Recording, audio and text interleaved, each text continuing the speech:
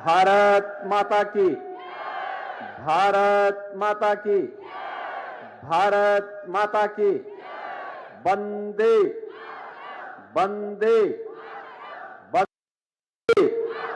छत्रपति शिवाजी महाराज की, छत्रपति शिवाजी महाराज की।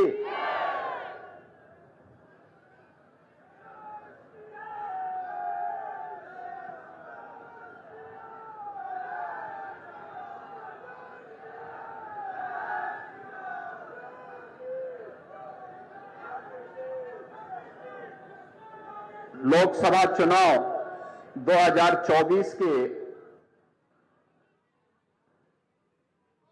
प्रथम चरण के मतदान के लिए आयोजित आज की सभा में इस पार्लियामेंट्री कॉन्स्टिट्यूंसी के खासदार भारतीय जनता पार्टी और सहयोगी दलों के प्रत्याशी श्री रामदास तवस जी,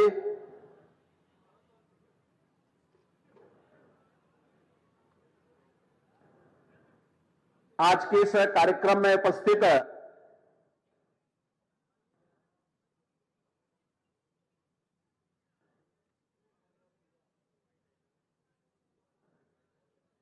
महाराष्ट्र सरकार के मंत्री श्री सुबोध मोते जी, अशोक शिंदे जी, आमदार श्री समीर कुणाकवार जी, पंकज भोयर जी, प्रताप अड़सर जी, मंच पर उपस्थित भारतीय जनता पार्टी के जिलाध्यक्ष श्री सुनील कपाट जी,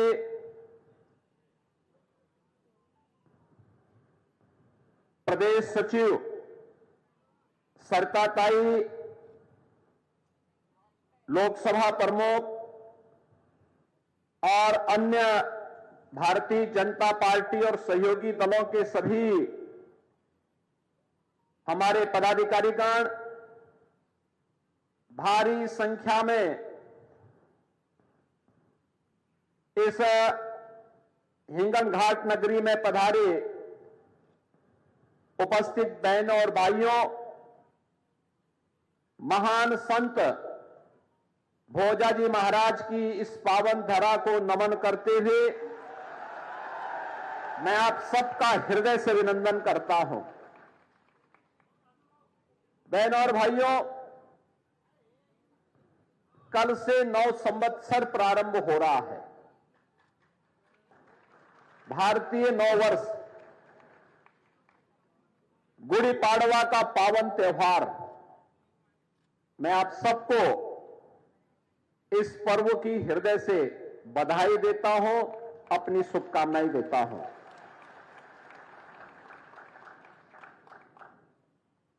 मैं इस पावन धरा को इसलिए भी नमन करता हूं कि भारत की आजादी का नेतृत्व करने वाले राष्ट्रपिता महात्मा गांधी ने वर्धा को अपनी कर्मभूमि बनाया था और यहां के माध्यम से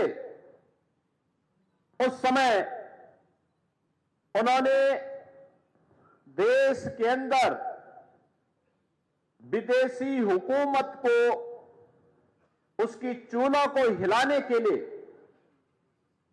जो अभियान प्रारंभ किया था, वह अभियान महाराष्ट्र की राष्ट्रवादी जनता ने हाथों हाथ लेकर के भारत की स्वाधीनता को एक नई ऊंचाइयां प्रदान करने में अपना योगदान दिया था।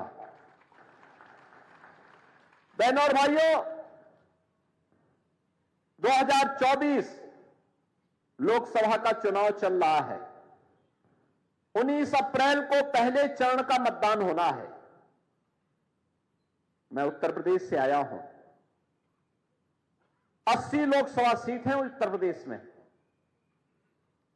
7 चरणों में चुनाव होने, लेकिन हम आश्वस्त हैं उत्तर प्रदेश में और कल मैं राजस्थान में था, राजस्थान में भी यही आश्वस्ति का भाव है।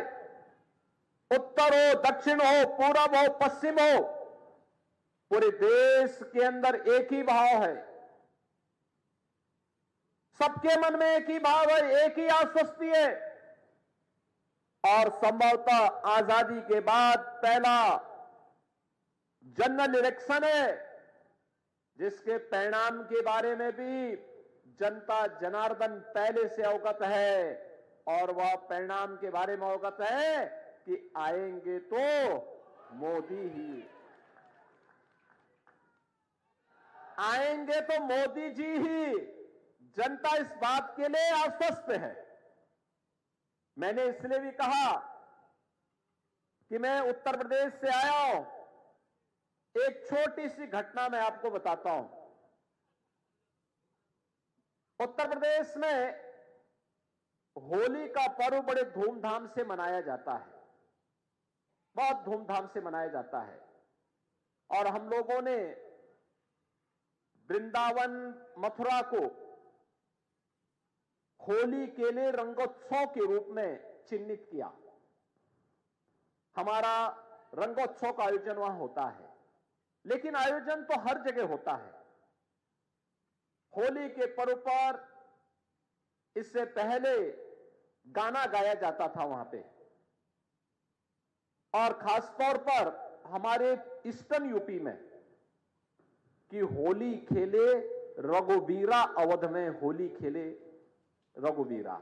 यानी इसका आशय था कि अयोध्या में प्रभु रामलला होली खेल रहे हैं, और लोग झूमते थे, पूरा गाने के साथ झूमते थे, गांव के गांव। लेकिन बहनों और भाइयों, 500 वर्षों से अयोध्या में रामलला को किसी ने होली खेलते हुए नहीं देखा। पहली बार अयोध्या में रामलला ने होली के आयोजन के साथ जुड़ करके पूरे भारतवासियों को नए भारत का दर्शन कराया है। और इसीलिए तो मैं आश्वस्त हूं कि अयोध्या में अगर रामलला 500 वर्षों के बाद फिर से विराजमान हो सकते हैं, कोई कारण नहीं कि मोदी जी ने 10 वर्ष में भारत को जो पहचान दी है, जो सम्मान दिलाया है, जो सुरक्षा दी है, जो समृद्धि दी है, गरीब कल्याण के जो कार्यक्रम किए हैं, इन सबको ध्यान में रखते हुए मैं विश्वास के साथ कह सकता हूं कि फिर से आएंगे तो। बहनों और भाइयों, ये जो परिवर्तन देश के अंदर दिखाई दे रहा है, दुनिया के अंदर दिखाई दे रहा है, आज भारत के पासपोर्ट की कीमत बढ़ी है। दुनिया के अंदर भारत के पासपोर्ट की कीमत बढ़ी है, भारत का सम्मान बढ़ा है। बड़े गर्व के साथ लोग आज इस बात को मानते हैं कि भारत दुनिया का एक सिरमौर है। लेकिन 14 के पहले ऐसा नहीं था। सीमाएं सुरक्षित हुई है। पहले दुश्मन देश भारत की सीमा में घुसते थे, सीमाओं का अतिक्रमण होता था, सरकारें आंखें बंद कर देती थी। अब कोई सीमा का अतिक्रमण नहीं करता है। मैं तो 4 दिन पहले ब्रिटेन के एक प्रतिष्ठित समाचार पत्र द गार्डियन को पढ़ रहा था। उसमें उसने एक समाचार प्रकाशित किया था जिसमें उसने कहा कि पाकिस्तान के अंदर 2 वर्ष पहले 20 आतंकवादी चुन चुन करके, दुर्दांत आतंकवादी चुन चुन करके मारे गए, और इसका शक पाकिस्तान ये मानता है कि सब भारत ने कराया है। यानी इसका मतलब जिस पाकिस्तान में मुंबई विस्फोट के अपराधी वे आतंकवादी छुपे हुए हो, उस पाकिस्तान में भी अब आतंकवादी सुरक्षित नहीं है। अब दुनिया भी इस बात को स्वीकार करने लग गई है। दुनिया ने भी इन आतंकवाद को एक समस्या मान लिया है। जो लड़ाई भारत की है, उस लड़ाई में दुनिया आपके साथ खड़ी है। ये चीजें आज दिखती है कि किस ओर भारत ने जैसे जो किया, दुश्मन भी अब भारत की सीमाओं का अतिक्रमण भी नहीं कर सकता और देश के अंदर आतंकवादी गिरोह कोई आतंकी वारदात करने का दुस्साहस भी नहीं कर सकता। आप देख रहे होंगे ना कि कहीं कोई घटना अगर स्थानीय स्तर पर कोई पटाखा विस्फोट हो जाए तो पाकिस्तान पहले सफाई देता कि नहीं नहीं हमारा हाथ नहीं है, बोलता है ना। और नहीं तो पहले पाकिस्तान सीना तान के बोलता था। आज उसको मालूम है अगर वो करेगा तो मोदी जी का नेतृत्व में जो सरकार है ना, ये पाकिस्तान के अंदर घुस करके ही उनका काम तमाम कर देगी।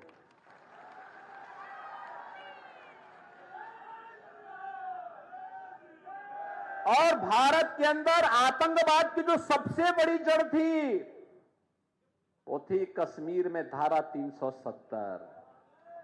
हम एक ही नारा लगाते थे ना, एक देश में दो प्रधान, दो विधान और दो निशान नहीं चलेंगे, नहीं चलेंगे। जहां हुए बलिदान मुखर्जी वह कश्मीर हमारा है, यही तो नारा लगता था।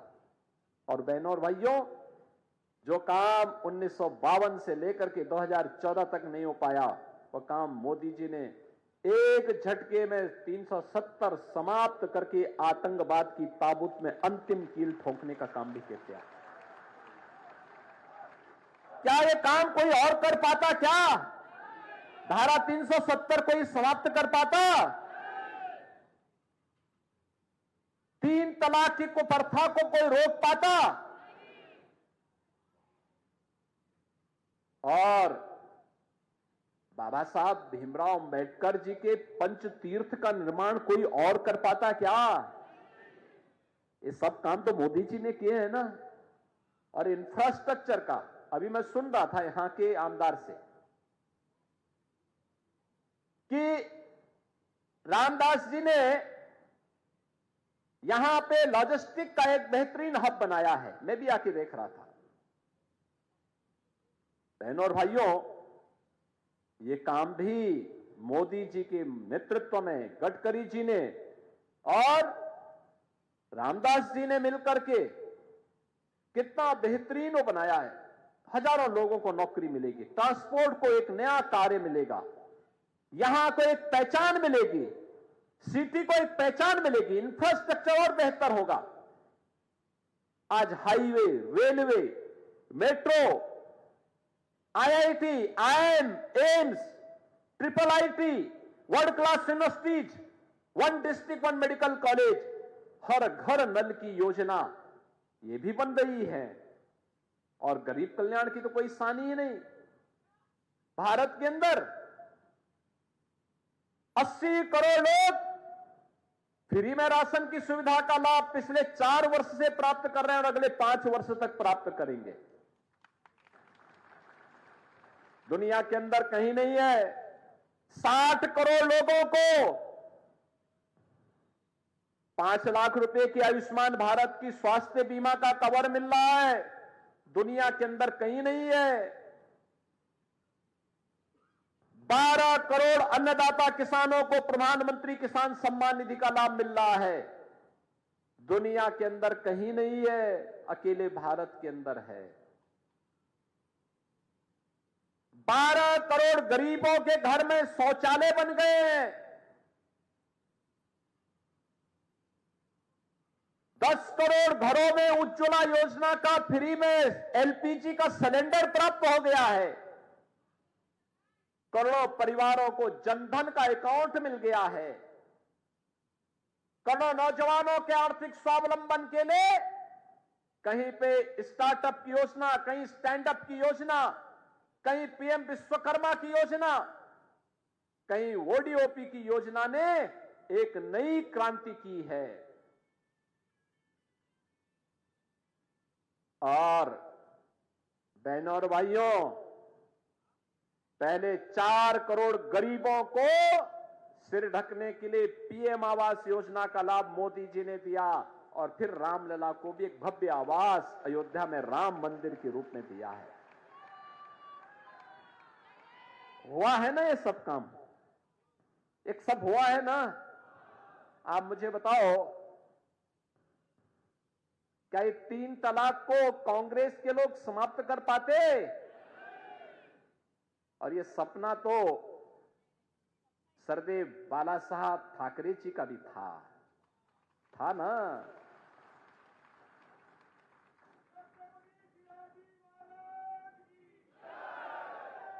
आखिर छत्रपति शिवाजी महाराज का हिंदवी स्वराज तो यही था ना जो आज देखने को मिल रहा है।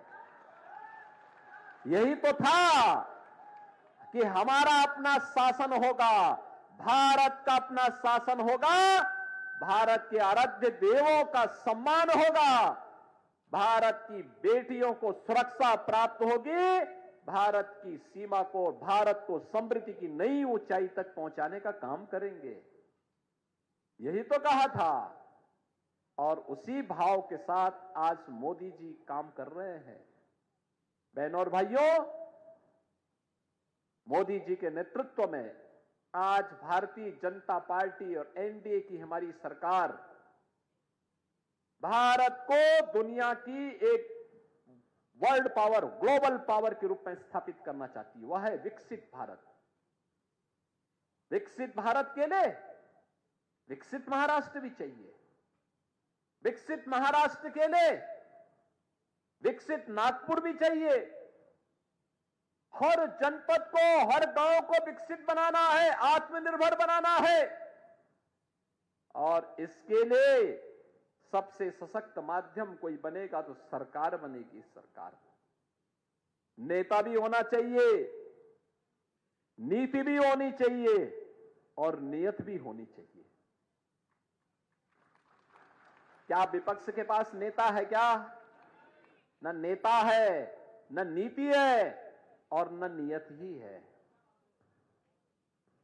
यही स्थिति है ना। और बहनों और भाइयों, हमारी सहमति असहमति हो सकती है। हम लोग, सुबोध जी और मैं दोनों लोग सांसद थे 1999 में भी साथ साथ थे। वे अलग पार्टी से थे, मैं अलग पार्टी से था। 2004 में भी हम साथ साथ सांसद थे। रामदास जी और मैं 14 में मैं भी सांसद था गोरखपुर से, यूपी से, और रामदास जी भी थे। वे 19 में सांसद बने, मैं 17 में उत्तर प्रदेश के मुख्यमंत्री के रूप में मुझे भेज दिया गया। और बहनों भाइयों, 25 करोड़ की आबादी है यूपी की आज। आप देखो, भाजपा की वहां सरकार आने के पहले वहां दूसरे तीसरे दिन एक बड़ा दंगा होता था, कर्फ्यू लगता था। आज हमने कर्फ्यू पे ताला लगा दिया, कर्फ्यू लगता नहीं वहां। अब कर्फ्यू नहीं लगता है। पिछले 7 वर्ष में यूपी में कोई दंगा नहीं हुआ। अनुमान करिए, यूपी में कोई दंगा नहीं हुआ। यहां पे तो आपने देखा ना, हमारे 3 संतों की हत्या कर दी गई थी पालघर में। और यूपी में कोई नहीं कर सकता, उसको मालूम है, कोई करेगा उल्टा टांग देंगे उसको। बहनों और भाइयों, 25 करोड़ की आबादी है और कोई कर्फ्यू नहीं। धूम धड़ाके के साथ कावड़ यात्रा निकलती है वहां पे शिव भक्तों की। करोड़ों लोग भाग लेते हैं, कुंभ में करोड़ों लोग भाग लेते हैं। और यही नहीं, अयोध्या धाम में इस समय रामलला का दर्शन करने के लिए लाखों श्रद्धालु प्रतिदिन आ रहा है। कहीं कोई संकट नहीं। और इसीलिए बहनों और भाइयों, मैं आया हूं। देश की जो आवाज है, राष्ट्र की आवाज को महाराष्ट्र की आवाज के साथ जुड़ जाना चाहिए। दोनों आवाज एक होनी चाहिए। छत्रपति शिवाजी महाराज का तो यही सपना था। उस सपने को साकार करने के लिए यही हमारा हिंदवी स्वराज है। हमारा हर भारतवासी सुरक्षित होगा, हम सुरक्षित भी होंगे और समृद्धि की नई ऊंचाई को भी प्राप्त करेंगे। और उसी को प्राप्त करने के लिए आज 2024 एक अवसर फिर से हमारे पास आया है। देश की आवाज एक ही है, फिर एक बार मोदी सरकार, फिर एक बार मोदी सरकार, और अब की बार 400 पार। तो 400 पार के लिए महाराष्ट्र की सभी सीटों पर भारतीय जनता पार्टी, शिवसेना और एनसीपी, इन तीनों का जो एक गठबंधन है, इस गठबंधन को, एनडीए गठबंधन के प्रत्याशियों को जीतना होगा, उसको आपका आशीर्वाद मिलना होगा। भारतीय जनता पार्टी ने आपके जो वर्तमान में खासदार हैं श्री रामदास जी तरस, इनको फिर से प्रत्याशी बनाकर के आपके बीच उतारा है। और बहनों और भाइयों, चुनाव के दौरान यह मानना कि प्रत्याशी घर घर आए, ये कठिन होता है। आप सबको रामदास स्वयं बनना पड़ेगा। चुनाव तक 19 अप्रैल तक बनेंगे, 26 अप्रैल तक बनेंगे, तो बनना पड़ेगा। घर घर जाइए, एक एक वोट को भारतीय जनता पार्टी और सहयोगी दलों के साथ मिलकर के एनडीए के प्रत्याशी को विजयी बनाने के लिए आप सबको लगना पड़ेगा। और इसके लिए आज मैं आपके पास आया हूं, उत्तर प्रदेश से विशेष रूप से आया हूं। सभी लोग सहमत है ना? अच्छा, मुझे बताओ, अयोध्या में रामलला के विराजमान होने के बाद अयोध्या कोई दर्शन करने के लिए गया? काफी बड़ी संख्या में गया, लेकिन बहनें नहीं गई हैं, आप लोग चले गए हैं। अब चुनाव के बाद उनको भी दर्शन करने के लिए लेके आ जाना। मुझे पहले से सूचना दे देना, वहां चिंता की कोई बात नहीं। उत्तर प्रदेश तो अब ऐसे लगता है जैसे प्रभु राम का त्रेता युग का प्रदेश फिर से आ गया हो। और ये काम केवल भाजपा कर सकती है बहनों और भाइयों। और इसीलिए मैं आपके पास आया हूं आपसे कहने के लिए, रामदास जी को भारी बहुमत से विजयी बनाने की अपील करने और मोदी जी को तीसरी बार भारत को पहले 3 वर्ष में तीसरी बड़ी अर्थव्यवस्था बनाने के लिए फिर से देश की सत्ता सौंपने का आह्वान करने के लिए आपके पास आया हूं। सभी लोग सहमत हैं? सभी लोग सहमत हैं ना? सभी लोग सहमत हैं? तो पीछे तक मेरे साथ दोनों हाथ खड़ा करके एक बार बोलेंगे, दोनों हाथ खड़ा करके रामदास जी को भारी बहुमत से विजयी बनाएंगे। बोलिए मेरे साथ, भारत माता की, भारत माता की, भारत माता की, वंदे वंदे, छत्रपति शिवाजी महाराज की, छत्रपति शिवाजी महाराज की। और ये मुख्यमंत्री योगी आदित्यनाथ महाराष्ट्र आज पहुंचे। चुनावी जनसभा को संबोधित करते हुए मुख्यमंत्री योगी आदित्यनाथ को सुन रहे थे, जहां पर उन्होंने बीजेपी के पक्ष में वोट करने की अपील की है। जो भी प्रत्याशी चुनावी मैदान में महाराष्ट्र से उतारे गए हैं, वहां से उनके पक्ष में वोट करने की आमजन से अपील की। इसके साथ ही 24 के रण को लेकर भी मुख्यमंत्री योगी आदित्यनाथ ने बात कही।